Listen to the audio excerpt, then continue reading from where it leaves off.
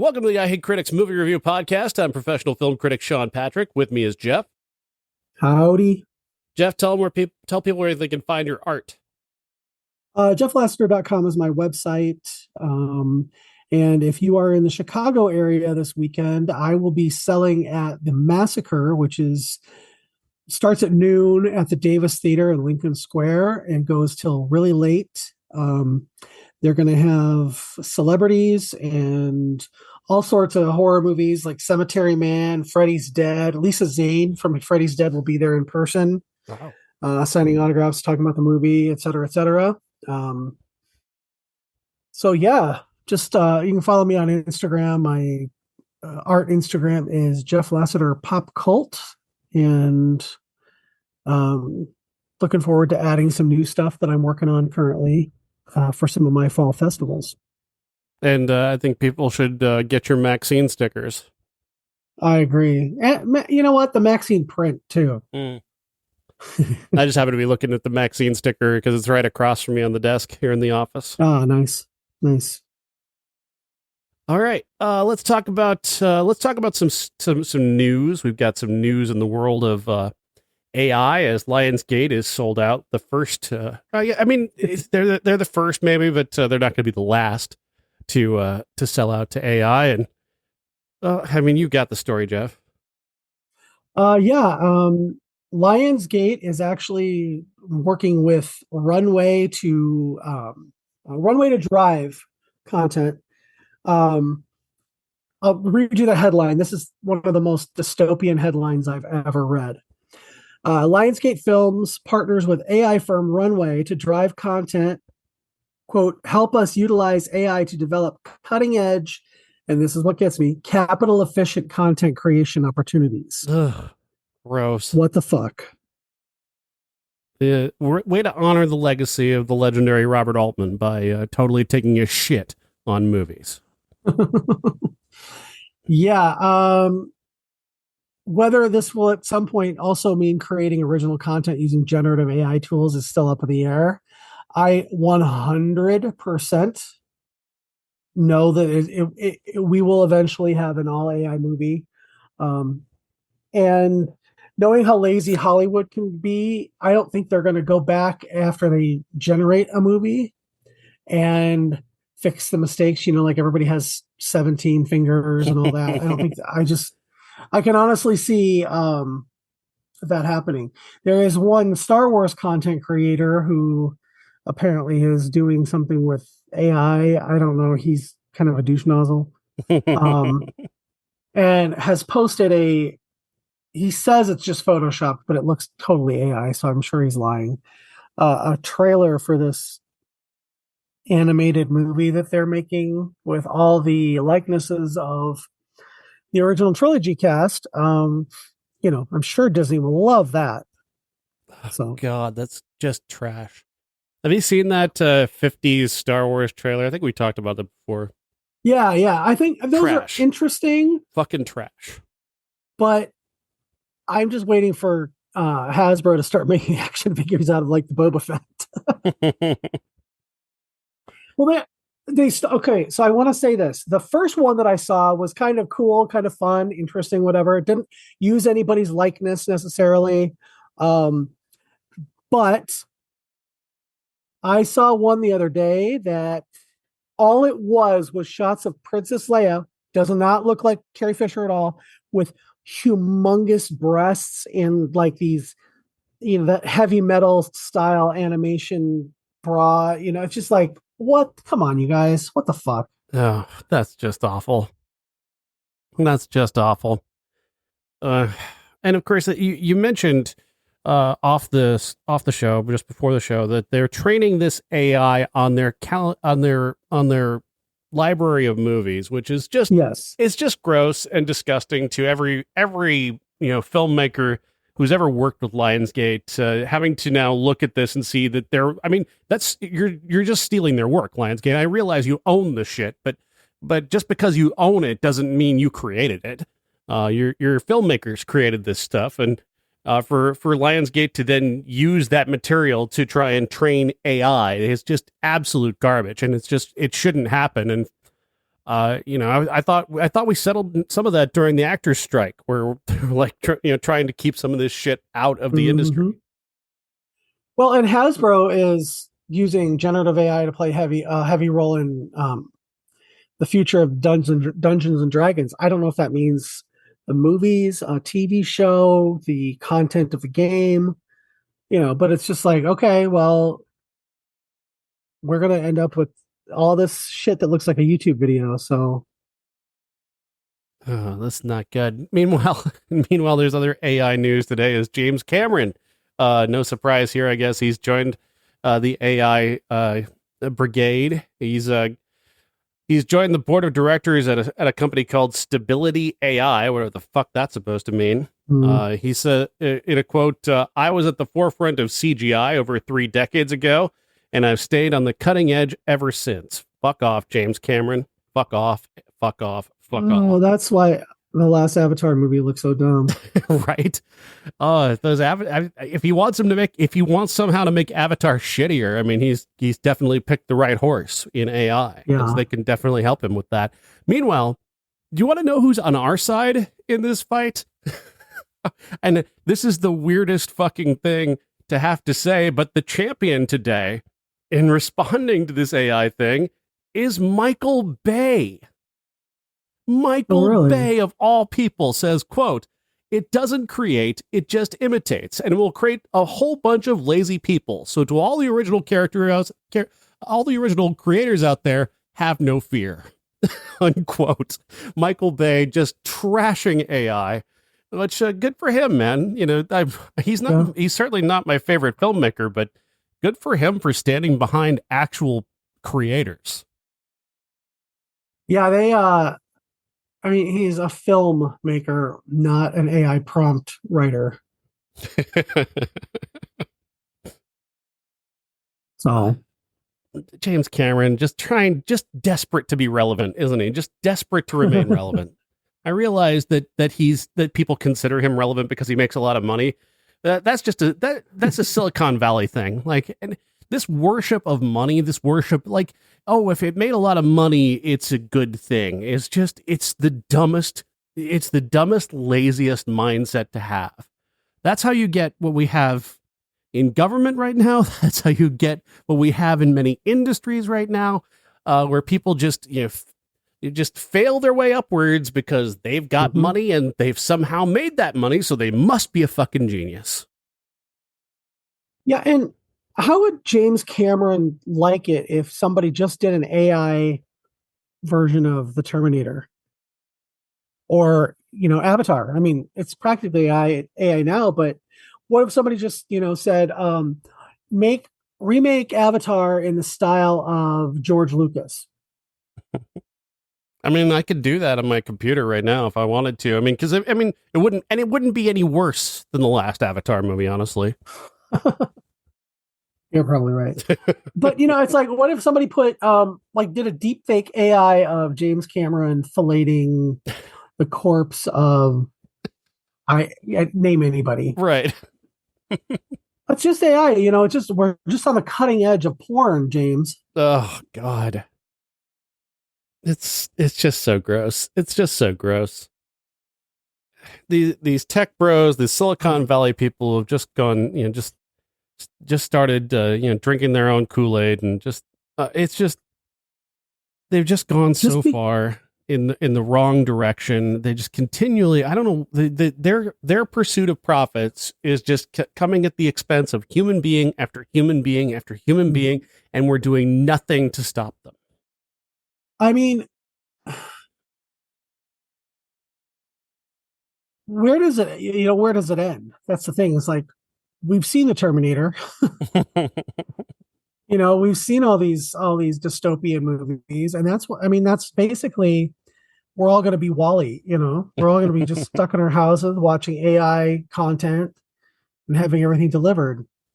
That's the horrifying part of this, Jeff, is that it's already happening on YouTube, where people are just putting together this slop of AI content and feeding it to 3, 4, 5-year-olds who are going to grow up not knowing the fucking difference. Mm-hmm. And that's the horrifying future that we're all creating right now as we speak. And some people will absolutely eat it up because like it's like NFTs. I completely like unfriended somebody over NFTs because they were talking about, oh, I'm going to do NFTs and blah blah blah blah blah blah, and I'm like, well, why don't you just actually buy art from people? Mm-hmm. And so I kind of said a couple comments under one of his posts about it. I said, I'd have a lot more respect if you would just get art from actual people instead of, this AI generated stuff that you're just putting up there as an NFT. And he removed my comment. So I scorched him and let him have it. And then I unfriended him. I was just like, this is not, it's the death of art. It is. It truly is. It's I don't understand. This is the promise of the future was that more automation and more machinery would allow the rest of us to go off and do the fun creative things that we all wanted to do. And now they're trying to replace the creative people and have the rest of us do all the work. And it's like, that's not the future we were promised. You guys missed out. You guys were supposed to be listening to Star Trek. You're not listening to not the Terminator. Right?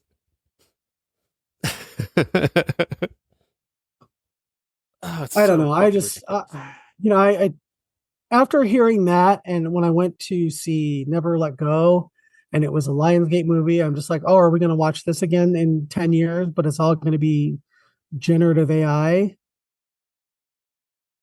Yeah. I mean, who's going to be the first actor to be so craven as to sign away their likeness? Or what about a family that has the rights to their family member's likeness after their death and says, hey, I'd like to see them come back and be a star again? Well, we talked about that with Alien, Romulus, with Ian Holm. Yeah. Now, that was not AI. That was CGI and actual animatronics. But, they did it in Rogue One with Carrie Fisher and Peter Cushing. Now, I'm going to give one caveat to AI.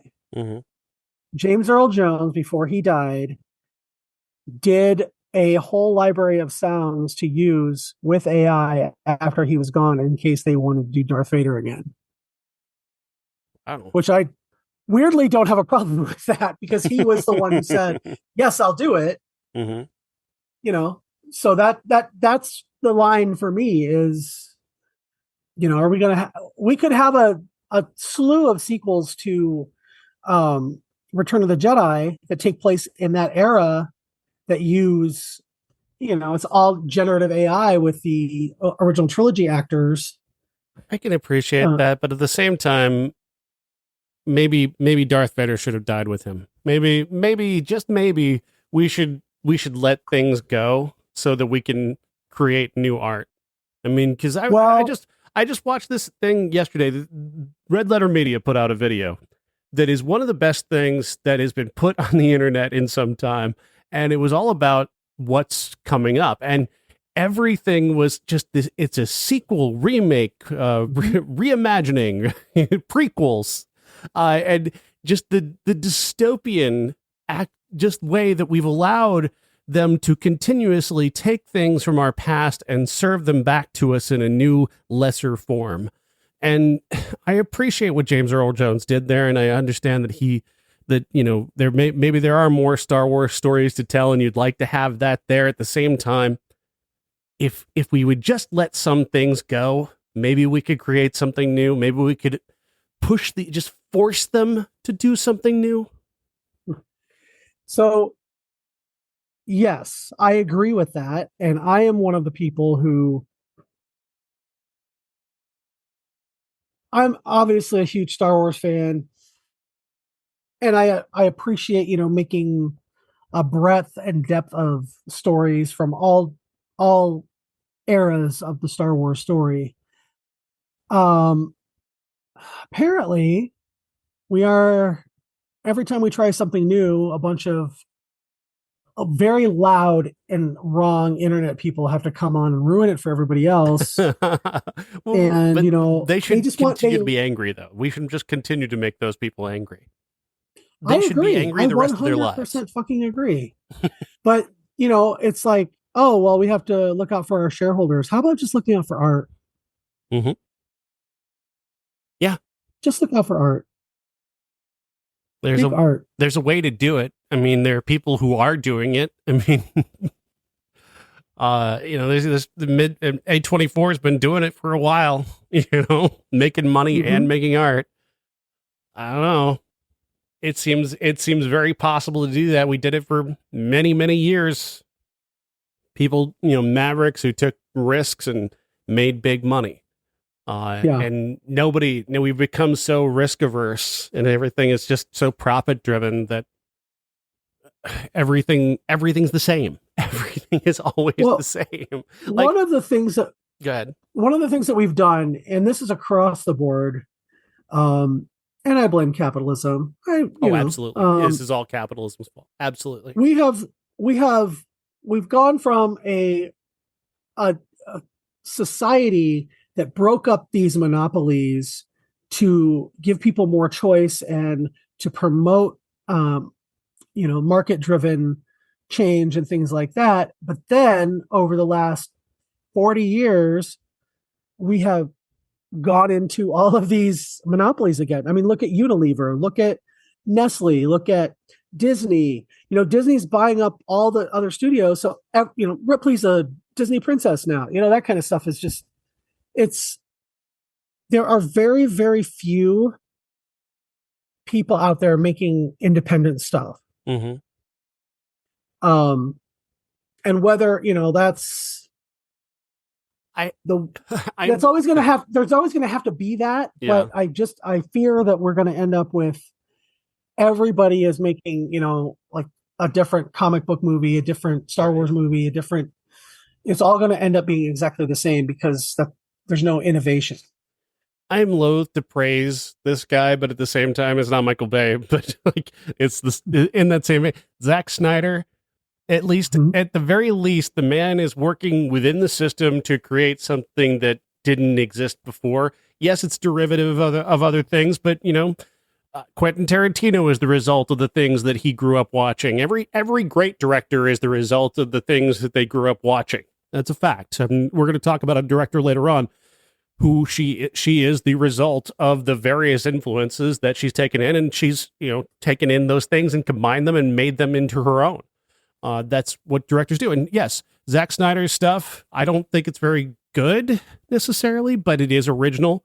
It is the stuff that has come from his various influences and the things that he enjoys, and he's done it within the system. It's proof positive that it can be done. Yeah. It's frustrating.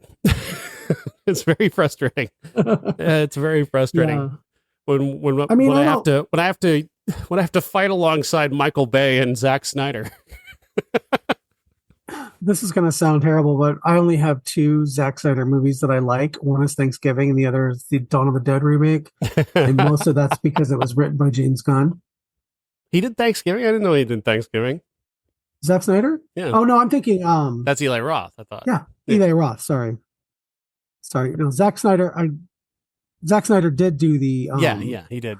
Dawn of the Dead remake, which was probably, I'm going to go out on a limb and say, the best remake of all those horror movie remakes. Yeah, that's fair. That's fair.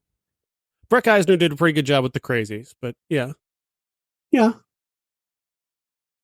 But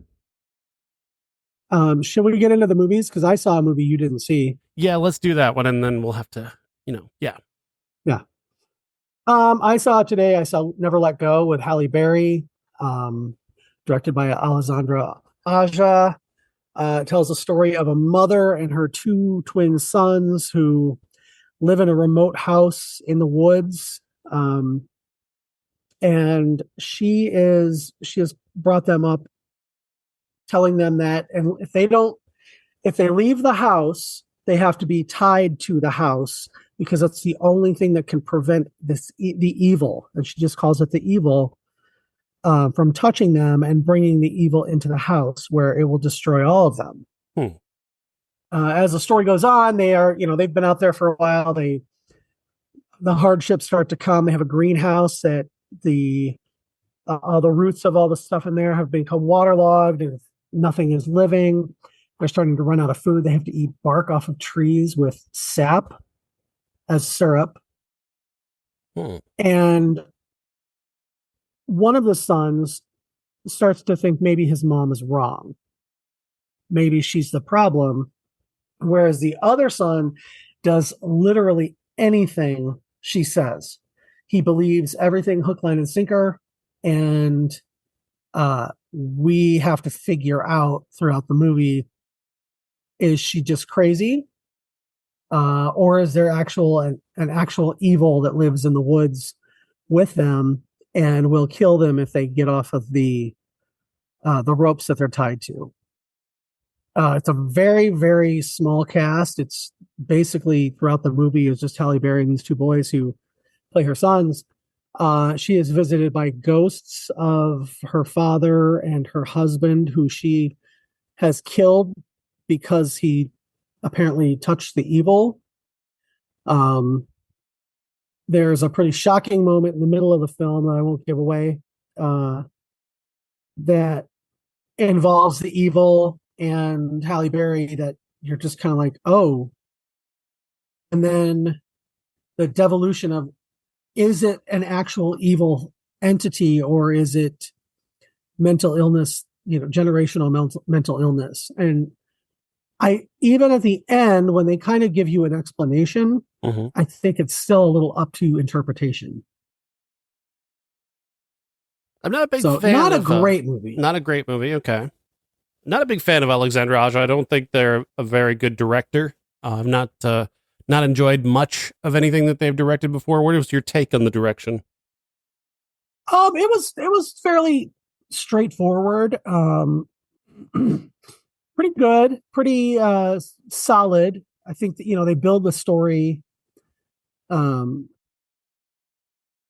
decently. There are a few things where I think that, like, I'm. Are you familiar with High Tension? Did you see that? Oh yeah, I hate that movie. Okay. Yeah, so do I, because of the fact that it doesn't make any sense. No, it really doesn't make not a lick of sense. It's supposed to be the twist where she's been the killer that they're running from the whole time. But there are several times in that movie where there's no way she could be the killer. Right.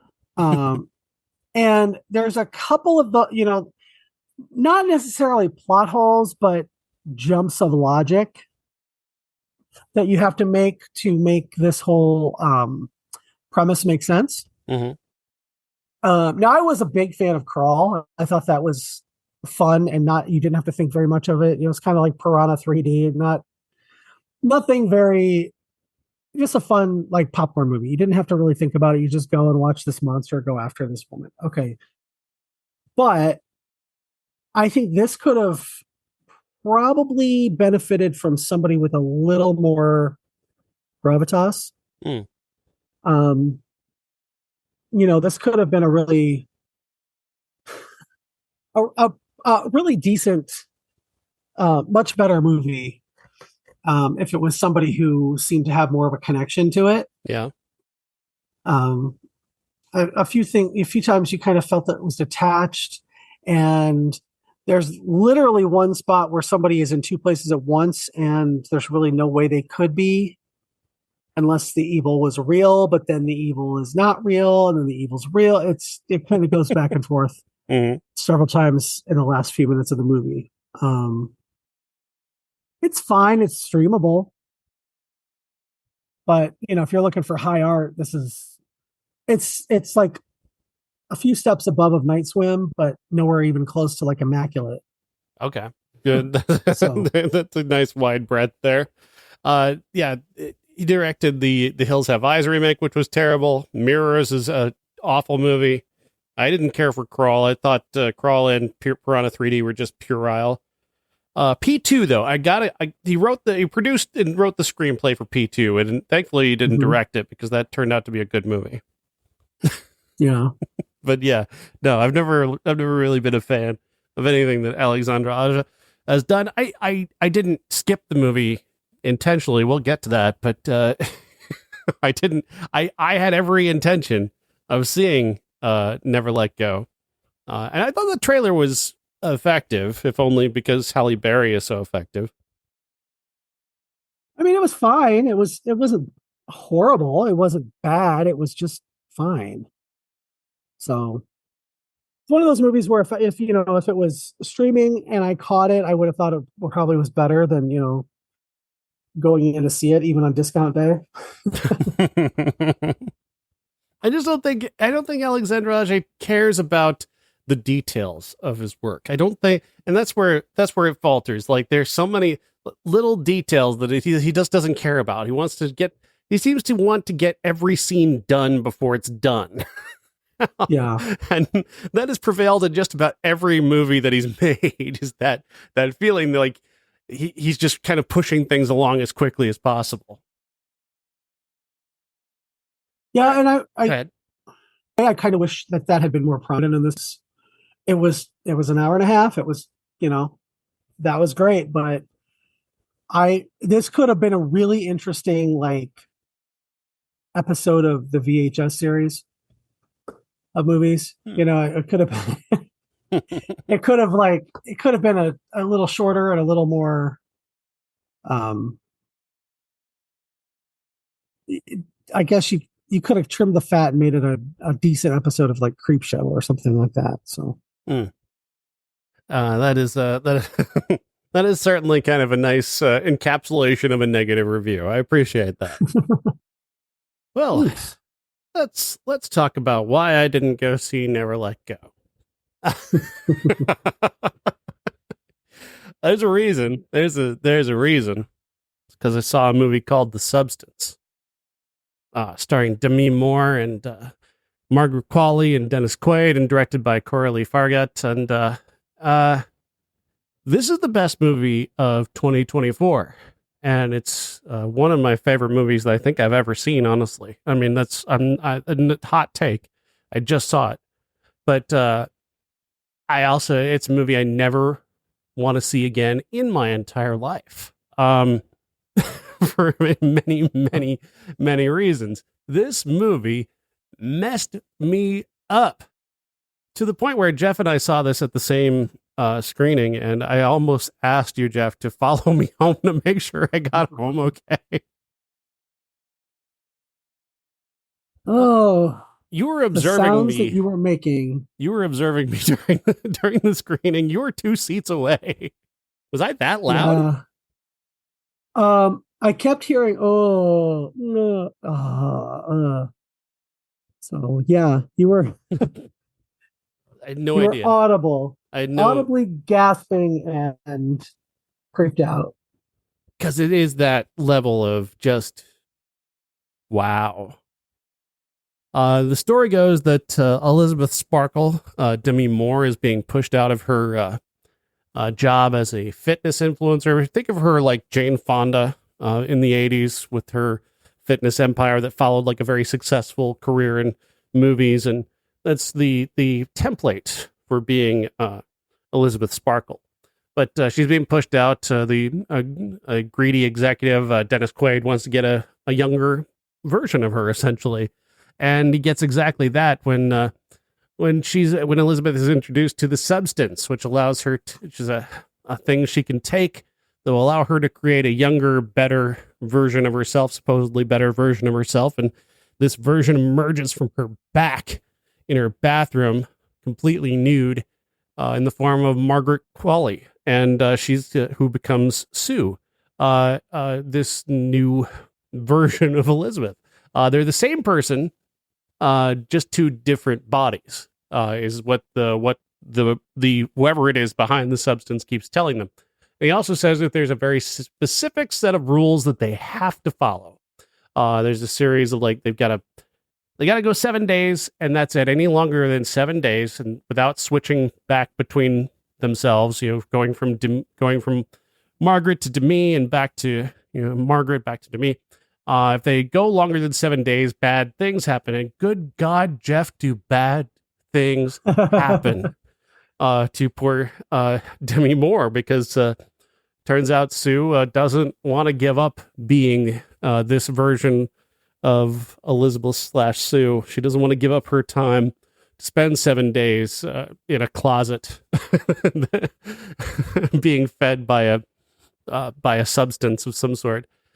The body horror of this movie is so extreme and so terrifying, and it's all for the point of, people have simplified this to be just about, women, aging women in Hollywood, and it's so much more than that. It's all about, this is about a culture that doesn't welcome aging. This is about people's fear regarding aging, and the feeling that your body is just going to shrivel up and go away at any point. It just taps into a numerous anxieties that I know I have, and I assume others have, that they've been either maybe better able to keep at bay than I have. But beyond that, though, the one of the things that really struck me was, I feel like this movie is an indictment not just of people who have spent their lives objectifying and laying the groundwork for a culture that tries to tell people like Demi Moore that they're not attractive anymore when they very clearly are. It's also an indictment of people like me who look at that and assume, I sit back and I say, I'm a good guy. I don't do that. I don't objectify women. I'm an ally. But what have I ever fucking done? What have I ever done to help improve the culture? I know I do it. We have this podcast, and I think I do some stuff there, but overall, I mean, really, and maybe that's just my personal anxiety, but I felt like this movie had a perspective on that and offered that perspective. And it also just invites you to think about it, to think about the culture that we've created that allows for, women to feel like they've hit the age that I am, and they're not allowed to be sexy, attractive, or a movie star even.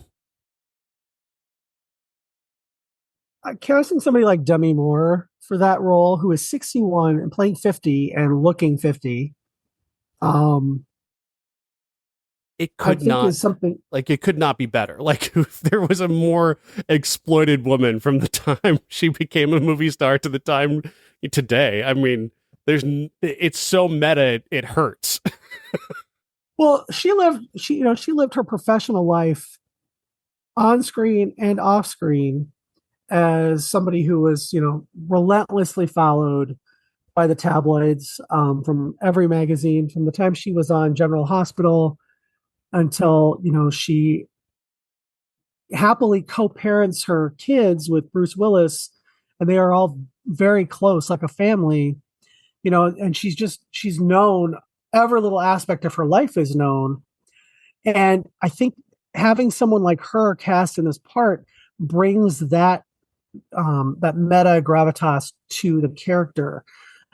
If you had somebody, like, I don't know, Charlize Theron, who hasn't been around as long, but still is an amazing actor, I don't think that it would have had that real weight to it.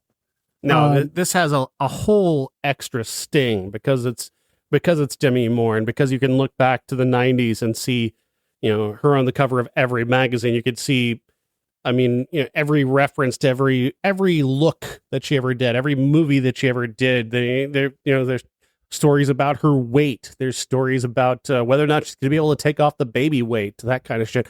She followed her entire life.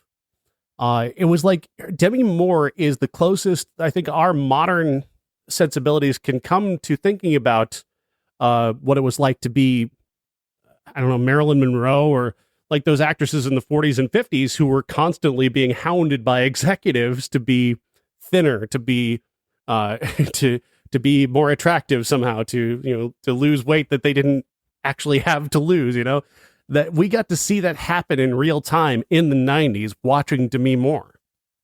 Mm-hmm. But it wasn't studio executives, it was magazine editors and movie critics. So a friend of mine on Thursday night after I got home, I said that I'd just gone to see it and it was amazing, and everybody should run out and see it. And he said, "Well, describe it, and like, what's your elevator pitch for it?"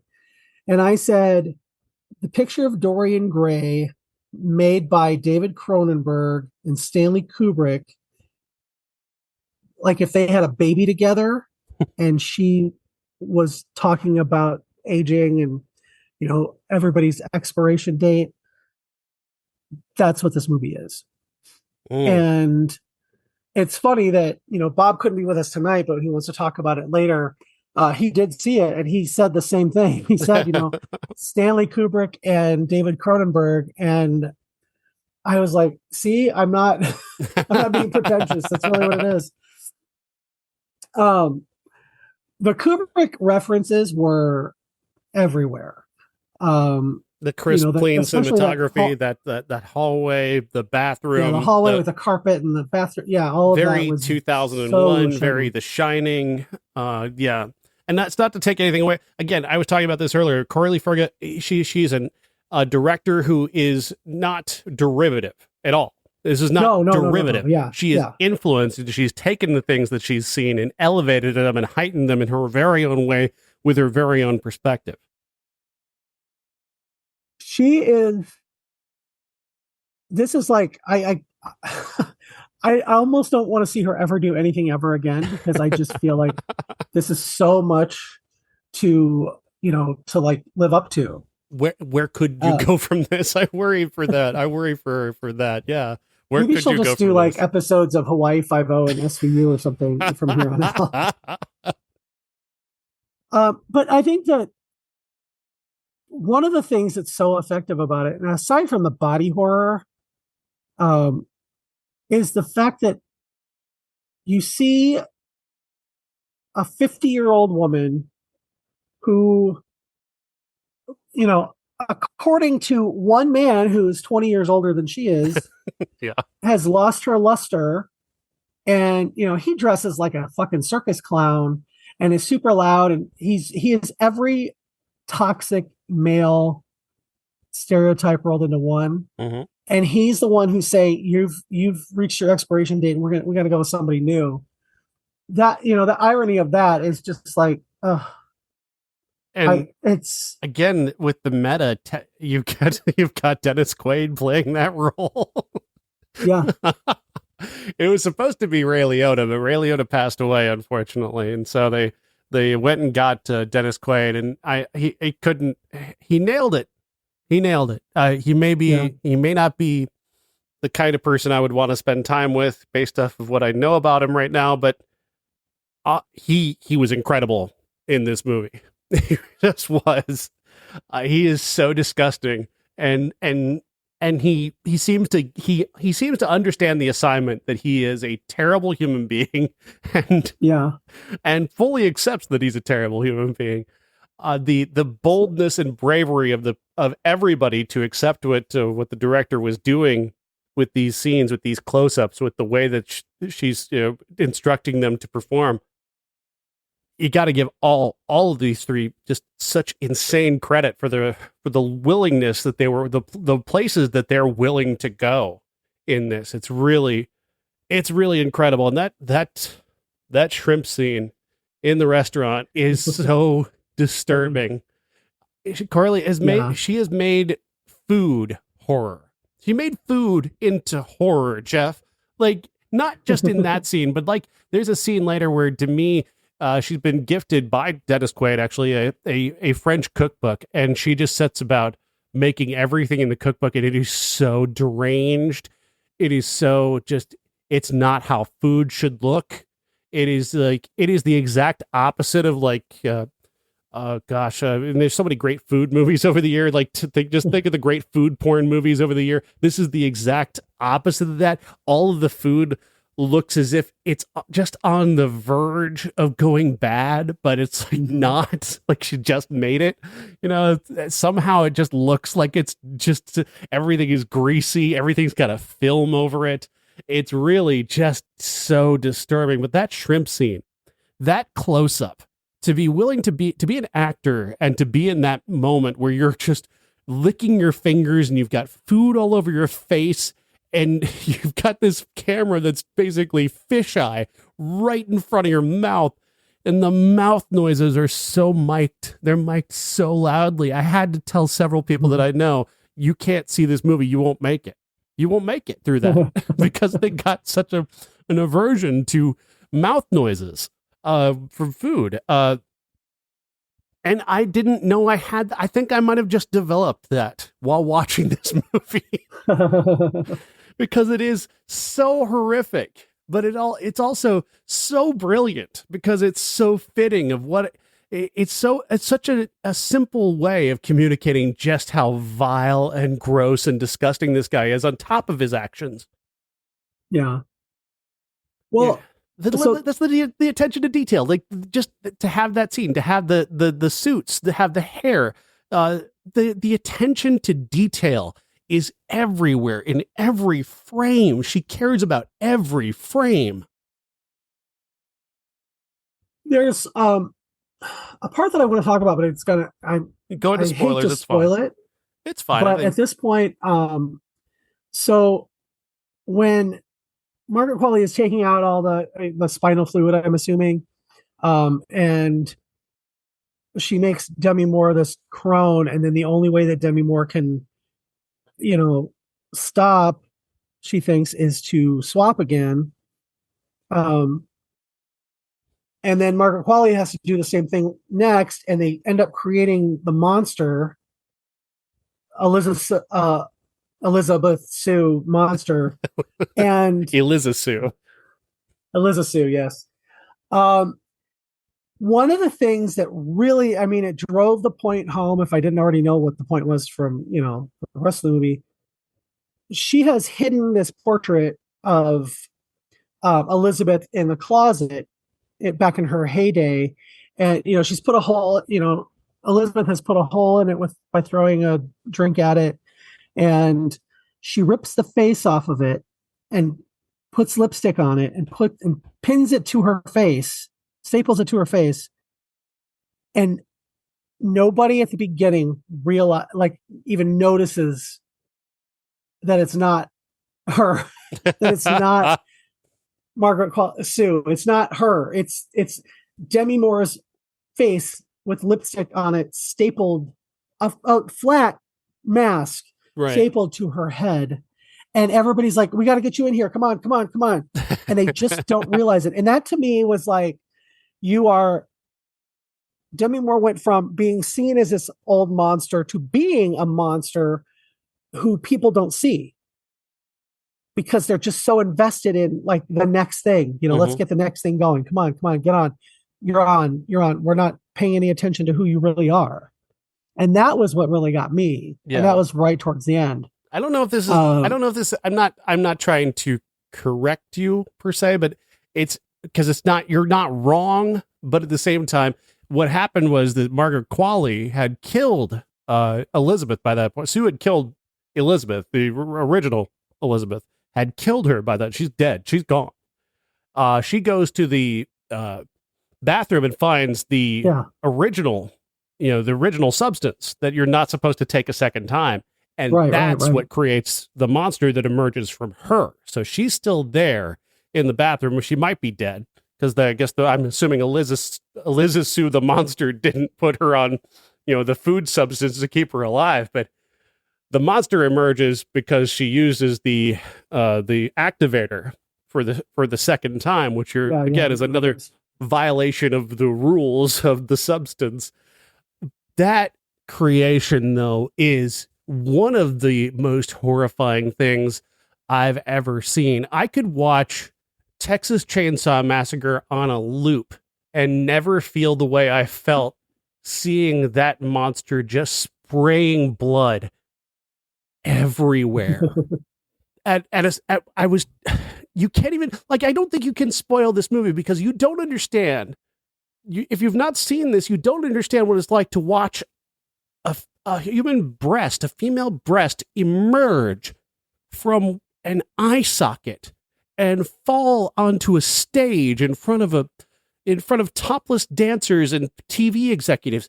It is so it is just so surreal and so fascinating. It's funny. This movie is funny. How is this movie funny? I was laughing out loud then. I couldn't believe it. Well, it's supposed to be. It's supposed to be so over the top by this point that you're either in on the joke or you don't get it.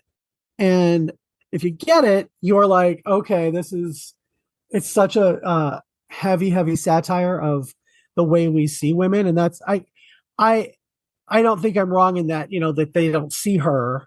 Oh no, you're absolutely right about that. No, I was merely saying that's not the original Elisabeth. But we only see her once she starts acting out on stage. The people see her and they're kind of like, what? There's something wrong with her, but they're not quite sure what. And then all of a sudden she's like, I am not a monster, like the Elephant Man. And that's what the makeup reminded me a lot of, was the Elephant Man. And the most disturbing part of that was Demi Moore's face on the coming out of her back, the shoulder blade, just screaming, just screaming. Well, because she can't close her mouth. She can't close the mouth. There are pieces of Demi and Sue all over the body of Elisabeth Sue the monster. There are teeth in places where teeth shouldn't be. There are breasts where breasts shouldn't be. Eyes are places where they shouldn't be. It's absolutely horrific. And I mean, this is like Cronenberg, even beyond Cronenberg. Like, I think Cronenberg would have a hard time dealing with this level of body horror. Like, it's that crazy. I mean, the head explosion in Scanners is like kind of child's play compared to what we're seeing in this scene. Oh yeah, that's like quaint. And when her head, like when they blow her head off and a new one just pops right out. Oh God. Yeah. I think one of my favorite shots of the entire movie, and this is what I don't know if you heard me laugh, like cackling almost. When Demi Moore's face has come off the body and is gliding its way slowly onto Hollywood Boulevard and comes to rest on Elisabeth Sparkle's star. Mm-hmm.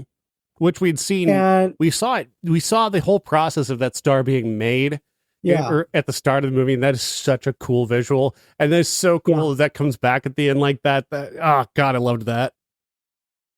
And just slowly, like bubbles away into the cracks of the star. And then is just brushed away by a street sweeper. Which is just, I mean, have you been to Hollywood Boulevard? Have you walked? No. I mean, I've been to Los Angeles. I've never been on Hollywood Boulevard.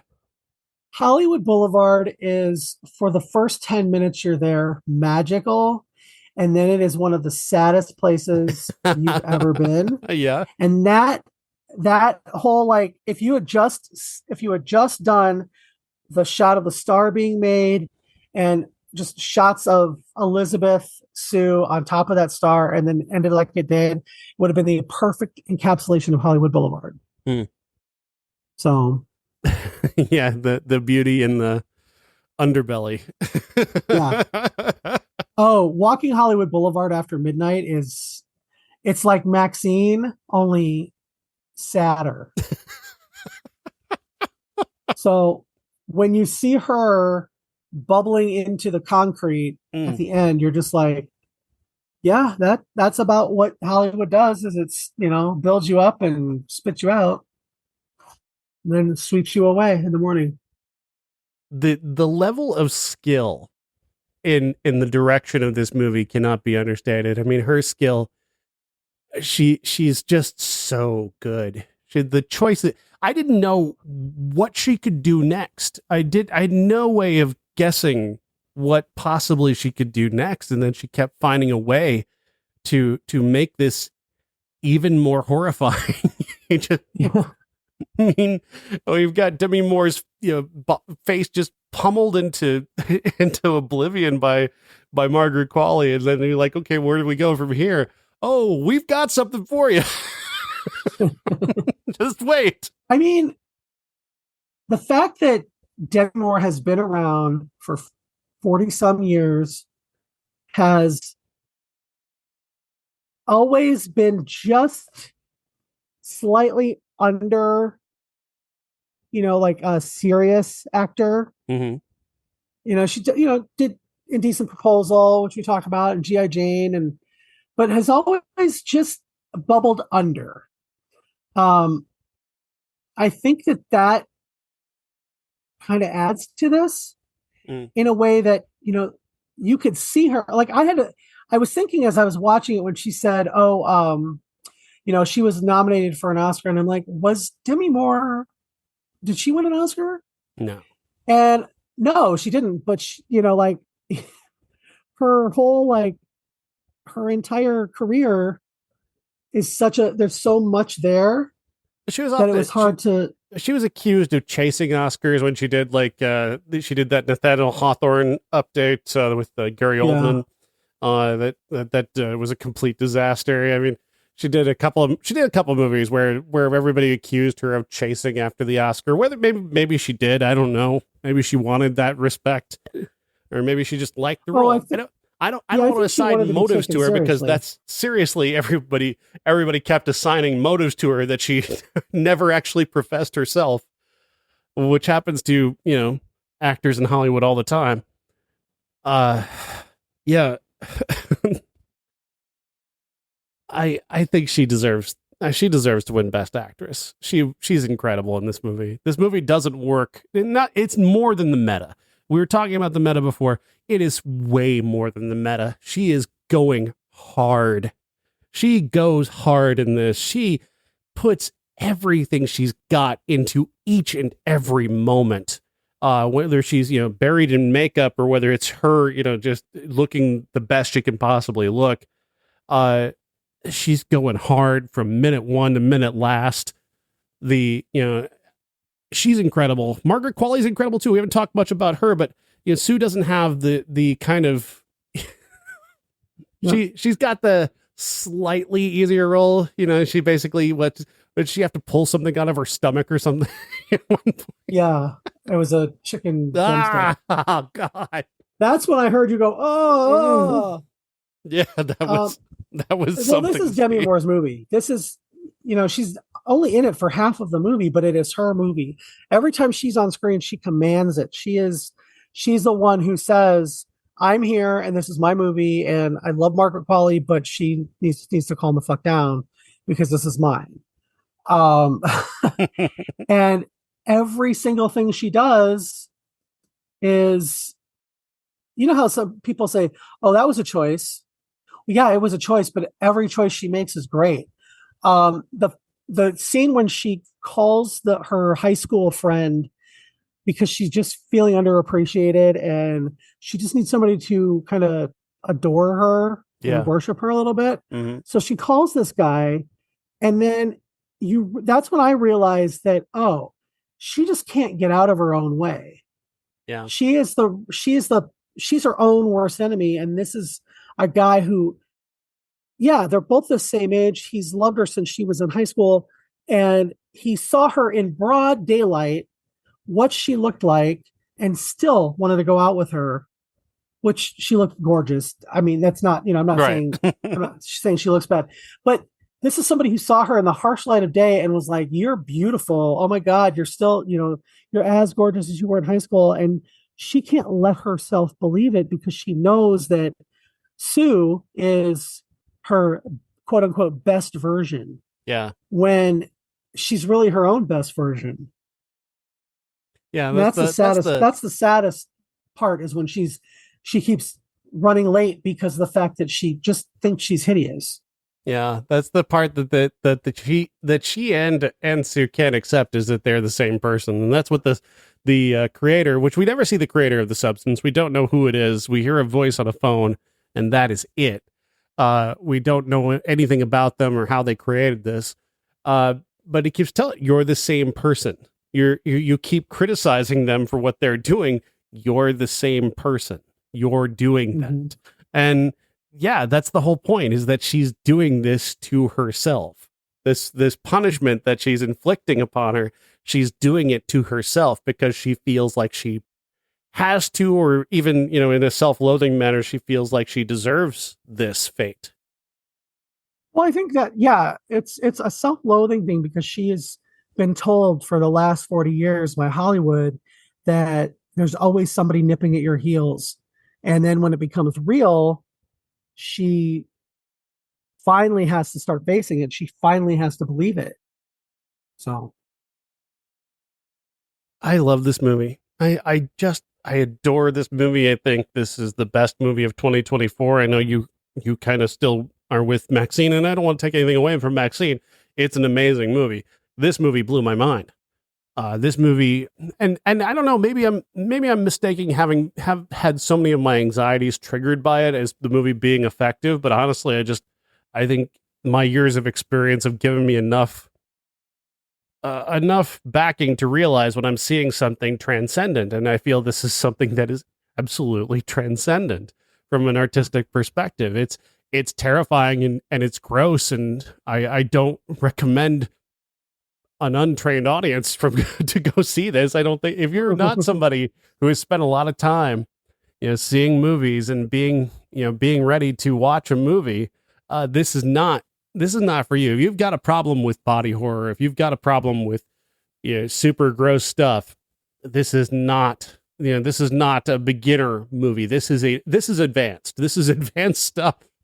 You need to be well trained to take on this. And I mean, I'm somebody of years and years of experience, and I came out of this like feeling like a different person. Like I feel like I was not the same person I went into the movie as. So you're saying that I probably should not have recommended this to my friend who was looking for an entry to horror for her 12-year-old? Definitely not. Good God, you didn't do that, did you? I'm kidding. Oh, God. I'm kidding. That would be, no. I've had to tell a few people, don't go see this. It's not gonna work out for you. Because I think I think mostly there's a couple of people I talked to that would just probably end up walking out. Not because they're not impressed by part of what they see, but that just some of the stuff is so disturbing and so disgusting. And I credit the movie for going to those places. But how do you make just the remains of a chicken into the most disgusting, horrifying thing I've ever seen in my life? How do you do that? How did you do that, Coralie? How did you do that? Like, Dennis Quaid is already somebody I find disgusting, but then you cover him in like shrimp grease and put a fucking close up on him, and he becomes something that is, I think, worse than anything Jason Voorhees has ever done. Well, he's a human being who is disgusting, whereas somebody like Jason or Freddy were formerly humans, Fair enough, but like I still say that there's something about the way that she shoots it that takes something, it takes it into this uncanny valley of reality and unreality that makes it so much more terrifying and horrifying. Yeah, it's a masterpiece. It really is, and it's it is right up there in my top 3 for the year. I other than maybe Everything Everywhere All at Once, I've never had or Midsummer, I've never had a movie affect me this much. Like I was telling you before the show that like I have this latent OCD that somehow came back after I saw this movie. I don't know why. I don't know what could have done that from the movie. I'm not blaming the movie. I'm just saying ever since I saw the movie and I had that weird experience watching the movie, suddenly this latent mental illness that I have has suddenly resurfaced. It's been a few days that have been incredibly difficult ever since I got out of this movie. It triggered me in ways that I don't understand fully yet, that I may have to talk to a therapist about. I know that sounds flippant. I'm not being flippant. I'm actually have to go to therapy. Yeah, I mean, I laughed too hard at the third act for it to have affected me that way, but I don't really have, my mental illness is addiction and addicted to like purchasing Star Wars toys. But which is one of the reasons I don't drink, because if I started drinking, I would probably end up that being my addiction. But I think because I laughed so hard because I saw it as the biting kind of super dark comedy that it ended up being in the third act. I think that the first act is a tragedy. The second act is like an adventure story, and the third act is a super, super dark comedy. And the absurdity of body standards and how we see actors and actresses in their lives and how they have to put up with this stuff. I'm a huge Joan Crawford fan, and she, towards the end of her life, she went out with Rosalind Russell to a birthday party, and somebody took some very unflattering photographs of her, and she never left her apartment again because her appearance and her personality of very carefully cultivated personality would not let her be seen as an old woman. And that's, that kind of informed the way I saw the end of this movie, where I cannot be seen as anything less than perfect. And here I am, this hugely deformed monster. And all I do is staple on a picture of my other self, and nobody sees that I'm not that person. It's like it's put on a happy face, literally. But I want to thread the needle on this very important point, though, is that jumping off what you were saying about Joan Crawford is that part of that is her own responsibility and her own fault for not addressing this feeling about herself earlier in her life. But a lot of what builds her to who she becomes and ends up as is based off of a society and a culture that creates that within her, that warps her perspective of herself, that doesn't allow her to see who she is and what life she could have, regardless of how she looks. And I do feel like we're doing that constantly. We did that to Demi Moore, which makes this movie so much more impactful. And we're doing that to generation after generation of men and women, because there are many men out there who just have a similarly warped sense of themselves. You see them, you see that in a lot of bodybuilders who, they can't go around without that ludicrous amount of mass that is, a guy can't reach back and just itch his back because his arms are so big. Like that's a warped sensibility. That's not. I know he cultivated that, and some people admire that, but that's a warped sensibility created both in his mind by his own volition, but also by a culture that places value on that in a way that it shouldn't. You're not valued unless you have body dysmorphia. Pretty much. Who doesn't? Who likes their body? Who does that? I like a lot of other people's bodies, not mine. By the way, I should note, there's so much nudity in this movie. Like both Demi Moore and Margaret Qualley are very, very nude in this movie. And I was looking for something after I saw the movie to try and, wipe my mind, kind of settle myself after that transformative experience. And I was flipping through, like, I've got a million things to watch, and I'm like, oh, No Hard Feelings. Jennifer Lawrence. I love that movie. She's really funny. I'll watch that. No, wait, she's naked in that. I don't want to see a naked body again for some time now.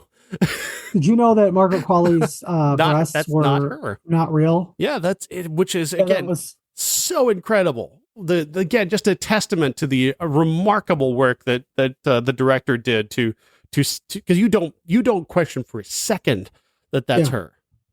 I mean, we've seen her nude in movies before. It's not like, she's shy, but it was like, I didn't give it a second thought. So amazing. So, yeah, really, really amazing movie. I look forward to talking more about it when Bob has the chance. Yeah. I know he's got some perspectives on this, and that align with both of us. I did get the humor of that third act, and I was with that, but I was so far gone by that point in terms of just what I'd already seen that it was registering with me just how funny all of that was, but I was taking everything so seriously at that point that I wasn't showing it. Also, I that boob from the eye socket was just pushed me somewhere. Oh, that's funny. So much blood. Well, we should probably leave it there. Yeah. I definitely should. I should definitely not talk about this until Bob comes back, and then at the end of the year when I talk about the best movie of the year. That'll be it. Then I will purge the substance from existence because I can't handle it. Well, I'm going to go take some. So have a great night.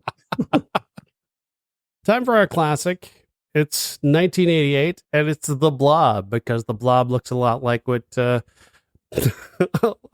Monster Elisa looks like at the end of The Substance. The Blob from 1988 is a remake of the 1958 sci-fi horror film of the same name. This one's directed by Chuck Russell and co-written by Russell and Frank Darabont, the Shawshank Redemption guy. This version of The Blob modernizes the original with some intense and gruesome tone and his updated special effects, and Kevin Dillon and his mullet and his motorcycle. I love the original Blob from 1958. We watched it as a classic on this show, and I found it just to be absolutely incredible. It's so of its time, so it's one of those movies that's kind of stuck in 1958 for the sensibilities. And this one, it's good enough, I guess. There are elements of it though that didn't quite work for me. So the Blob comes to Earth from and drops this substance, and it ends up on an old guy who ends up getting melted by it, and then the Blob starts just taking over an entire small town, and Shawnee Smith and Kevin Dillon end up being the people who have to put in the most work to fight back against it. It's changed the origin a little bit to being about a corporation that may or may not have created this version of the Blob and want to take it and weaponize it. And that's a good choice. It's a good choice to use that as a way of updating it. My only issue is some of this structurally, it just doesn't quite work when the Blob has kind of almost like nebulous powers of what it can and can't do. Like it's mindless, and at the same time it's supposed to have like this unending hunger. Like there's a scene early on, Jeff, where it eats Shawnee Smith's boyfriend, who I liked that character. I thought they did a good job creating a character who was kind of a dick, but also not a terrible person, so that when he dies, it matters. They thought that was think he's the protagonist of the whole movie. It was really smart to make him like a guy that you didn't, that you kind of you didn't want to see him go. Like I didn't find him to be terribly compelling, but they give him enough time and enough, at least one good scene to show that he's not a terrible person. That when he does go, it's like, oh wow, I didn't see that coming. There's also a great use of a diner owner and a sheriff who get taken out pretty quickly. They get a scene together that's kind of sweet and wholesome, and so when they go, you're kind of like, oh wow, I didn't see that coming. So I like those things. But then when the boyfriend is killed early on, why doesn't the Blob eat Shawnee Smith? Like there's no, and then that comes up again later on where there's a couple characters just kind of her and Kevin Dillon each get a moment where it's like, well, they should be done for. There's no way they're escaping that. Shawnee Smith has a couple of those, and each of those times I was kind of taken out of the movie by that. I gave it what it was because as a remake of a 1950s sci-fi monster movie, I went with the spirit of that. I loved loved the updated special effects. Mm-hmm. When Jeffrey DeMunn's sheriff is, you don't know that he's been eaten by the blob until Candy Clark is in the phone booth. Phone booths are what we had before cell phones, children. She's in the phone booth and she's being surrounded by the blob, mm-hmm. and partially digested pieces of Jeffrey DeMunn's sheriff go by the window. Yeah. And that's when she knows she's had it. And the effects alone make me recommend this movie. I mean, it's how they do the blob and what they're able to accomplish with 1988 practical effects is just like when Donovan Leitch, you said, his character, when he is eaten by the blob at the hospital early on, that image, I mean, that's the cover image for most of the home video releases, is just so kind of grotesque, but you can't look away. Mm-hmm. Kind of like, Monster Elizasu. You just can't look away, but you want to. Yeah. And it's, it is astonishing. It is astonishing to think that this was brought to life with models, with puppets, and gooey substances. That's how they made the blob, and that's pretty fucking incredible to achieve the effects that they got with some of those kills. Yeah, just that alone is a recommend for me, especially because this came out when I was, balls deep into the special effects of the 80s, and just Tom Savini was everything for me. And so that's enough for me to recommend it. But I also like Shawnee Smith is likable and believable and is somebody you want to root for. Oh, yeah, no matter what role she's playing. It's a great performance. I think that is part of the strength of the movie, is her feeling like she's a good enough actor that you can feel her frustration with people and her, trying everything she can to survive and save her brother. And, the climax of the movie is they figure out that the blob can be quote unquote killed by being frozen. And they've set it up that this is a mountain town and they're supposed to have snow by now. And, they don't have any, so they have to make their own in order to freeze the blob. And when they do that, it's like you're up there, you're like, yes, they did it.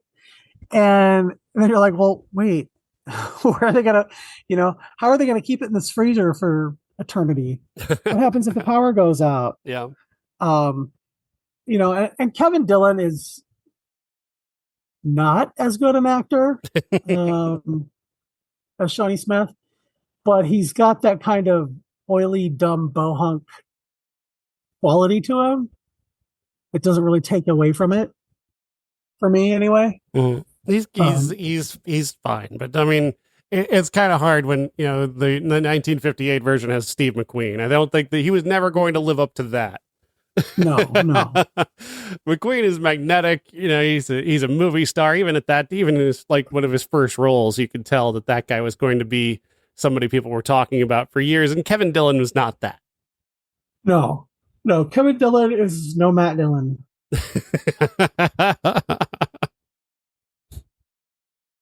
So true. But I also think that the supporting cast is great.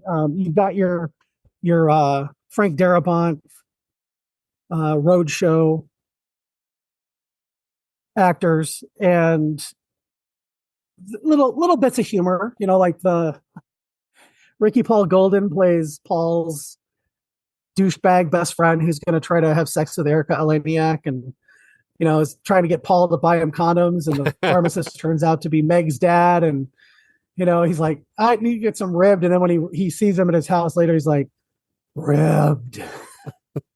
That was just a funny, an update of what they did in the 50s. The only thing that I didn't like about this movie is it didn't have a catchy theme song. Yeah.